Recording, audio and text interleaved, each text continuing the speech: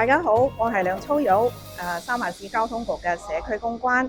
咁今次呢一集嘅三藩市交通局中文預報呢，我就嚟到華埠同大家做一個現場嘅報導。點解呢？因為今個月呢，5月份係亞太月傳統月，其實三藩市華埠有好多活動，同埋全市呢都有好多慶祝活動嘅。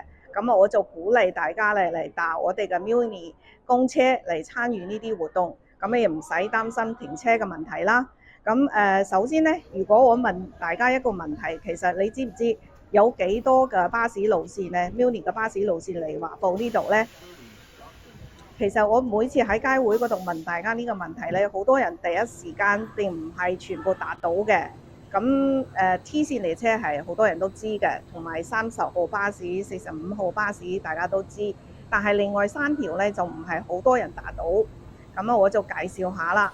其他3條，其中1條就係1號巴士，就係由三藩市嘅列治文區去到華埠。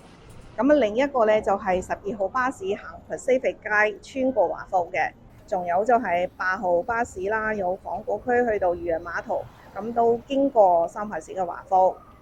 今個月呢，其實三藩市華埠嘅夜市呢都開始，一路去到10月，就每個月嘅第2個星期五下晝5點半開始，喺都板街嘅，都歡迎大家乘搭我哋嘅 Muni 嚟到華埠參與呢個夜市活動啦。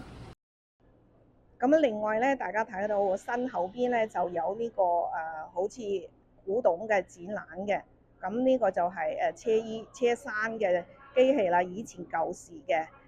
因為我哋喺中央地鐵嗰陣時咧，就發現咗呢個sewing machine，就以前係華裔嘅車衣工人喺呢度做工嘅。希望大家如果有時間咧，都可以停下嚟睇一睇呢啲展覽，都唔錯嘅，了解下當年嘅華裔工人嘅歷史。